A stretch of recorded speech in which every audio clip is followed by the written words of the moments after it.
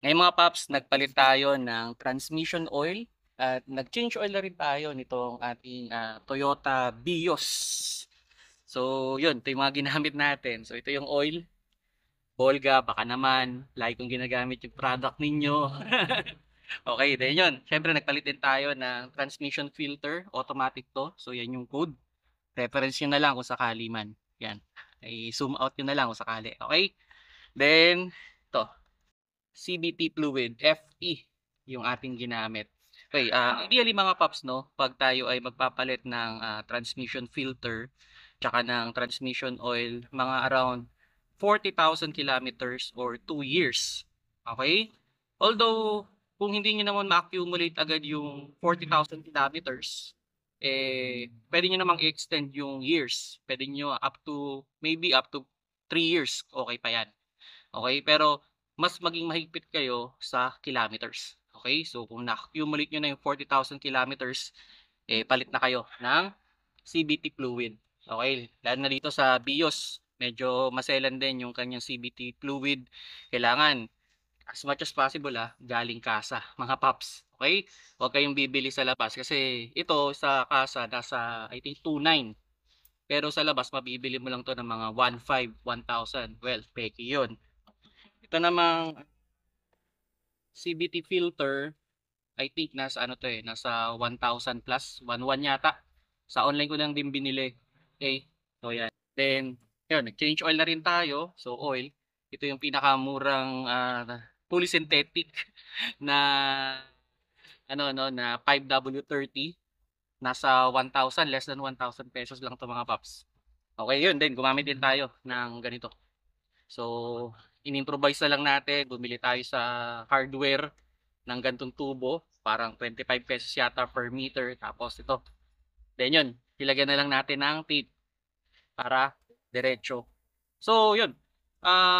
Sa mga magpapalit dyan ng transmission filter or transmission oil, talagang sundin nyo talaga yung recommended na interval ng inyong kasa. Okay, or nung inyong manufacturer. Kasi may mga kotse na 40,000 or 2 years. Meron naman daw, sabi nila, meron daw up to 80,000 kilometers or yung iba 2 years pa rin. So depende na lang kung ano yung mauna. And yun, para mas magtagal talaga yung inyong transmission lalo na sa mga CBT, no? Reminders ko lang ano, sa CBT bawat kotse, okay, o bawat manufacturer may iba-ibang CBT na ginagamit. So I suggest kung ano yung recommended sa kotse ninyo, yun yung gamitin ninyo. And sa kasa talaga kayo bumili. Kasi ito yun nga, maraming peke nito. At pag sakali, iba yung quality ng peke sa original. So magtataka kayo, sa kasa 2,900 pero sa labas 1,000. Anong difference ng materials nun, 'di ba? Don't expect too much. Pag nasiraan tayo ng transmission, wala. Goodbye 'yan. Baka pinakamababang labor niyan 10,000. Aside pa do sa masisirang kung ano yung nasira na equipment. Then yun, pag nagpalit kayo ng transmission fluid, sama niyo talaga yung filter. So, isasama niyo talaga 'to. Siguro dito medyo nahirapan lang tayo ng konti kasi napakarami talagang bolt. Kasi pag nagpapalit talaga nito, baba yung oil pan. So, siguro nasa 10 yatang bolt 'yon. Buti na lang meron akong tools. Kumbaga, meron tayong electronic tools na pantanggal. Kaya madali lang. Yan. And yun pala sa BIOS pala, yung isang lata, enough na 'to. Good na 'to. Okay. So, yun lang naman yung ating pagpapalit ng transmission filter, no, at transmission oil. Tapos sinabay ko na rin yung change oil. So, dito kailangan nyo talaga ng medyo maluwag na lugar. Then, kailangan meron din kayong malaking pang yung lagayan ng oil kasi pag tinanggal nyo yung oil pan, meron pa talagang lalabas na maraming oil doon. So, kung hindi kayo nakahanda doon, tatapon yun, tatagas yun sa ilalim niyan. So, napakaraming kalat. And, yun, ano pala, dun sa, ano pala niyan, yung hexagon yung ginagamit dun sa pag-drain. Then, pag tinanggal nyo yun, hindi pa yun yung pinaka-drain, okay? So, meron pa yun ng parang meron siyang plastic na i-screw nyo rin. Bababa naman yun. Maluwag lang yun, hindi nyo kailangan sigipan. Actually, napakaluwag ng i-screw yung pagtanggal, napakadali. Napakaluwag na parang hindi ko alam kung na torque nga pero torque naman yan pero parang ang luwag kaya nung naghihigpit na rin ako, ginamit ko na ito, itong aking ano, itong maliliit, itong ginamit ko. Yan. Ito yung ginamit kong panghigpit. Kasi hindi siya pwedeng ideal ng 3/8. Oo, ganito lang. Ganito lang gagamitin natin panghigpit ng mga bolt.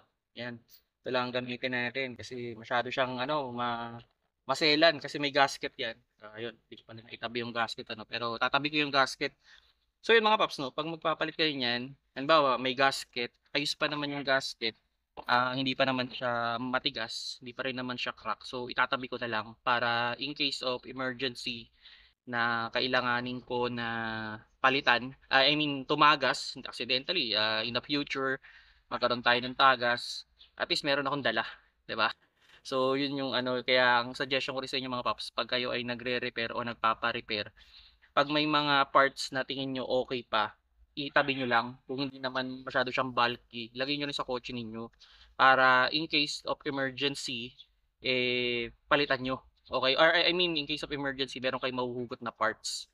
So, yun. Yun lang naman. Yun lang naman yung ating ginawang vlog dito sa ating ano. Unfortunately, hindi ko siya inano, hindi ko siya binidyo kasi alakas ng ulan kanina. Buti nasa ilalim ako. So, yun, yan. So, yun mga paps na, ito yung mga kailangan ninyo kung sakali man sa mga magche-change oil diyan ng ng to, filter. Ito yung medyo medyo complicated baka magkamali kayo. Kaya gamitin niyo as reference na lang 'yan. So, yun. Tas yung fluid sa kasa lang kayo bumili. Although pwede naman sa online, may mga trusted shop naman sa online. Pero kung sobrang mura, magtaka na kagad kayo. Magduda na kayo, okay? And yun, ano pa ba? Yun, to, Bolga. Uy, Bolga, baka naman Bolga, uy, pakitag naman ako kay Bolga. Kasi lagi ko nang ginagamit. I think nakasampu na yata ako nito o siyam. Na okay naman, good yung performance napakamura. Fully synthetic to pero napakamura. Oo. And wala naman akong complaint. Kasi ito on experience lang sa Toyota Vios way back then ginagamit ko dito mineral. And unfortunately, pag sinasagad ko siya sa 5,000 kilometers, hindi ko gusto yung yung lagitik ng makina. Lalo na sa pag-start, hindi ko gusto So, then pag dine-drain ko, hindi ko rin gusto yung pagka-drain niya, parang malabnaw, ay malapot masyado. So, ang ginawa ko ito, idea lang sa mga ganito, bibili ng ganito. Kahit fully synthetic to, huwag niyo sasagarin ng 10,000 kilometers. So, pinaka-safe nito, ako, ginagawa ko, syempre, para maproteksyonan na rin yung sasakyan ko, mga 5 to 6,000, pinapalitan ko na to. Okay?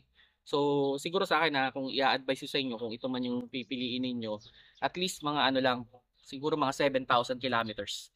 Maximum na yon. Okay, huwag niyo isasagad ng 10,000 kasi well, pinakamura na nga 'to, sasagad niyo pa. Pero sa akin kasi ang idea ko naman, on experience, sinasagad ko naman siya 5,000 kilometers at maganda yung drip ng oil, maganda yung tunog ng engine kahit naka 5,000 kilometers na. Kasi magkano ba yung I think nasa 200 yata, 250 yung pinakamurang mineral oil.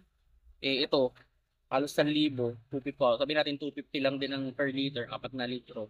So, okay na, enough na. So, yun mga paps, no? Sana nakakuha kayo ng konting idea na. Kinuwento ko lang sa inyo yung pagpapalit ko ng transmission filter at pagpapalit ko ng nag-change oil na rin ako nitong aking Toyota Vios na I think 2024 to. 2024 to. Hindi ako nagkakamali, 2025 na sasabi ko, pero 2024. Okay? Yan. I like na lang mga to mga paps.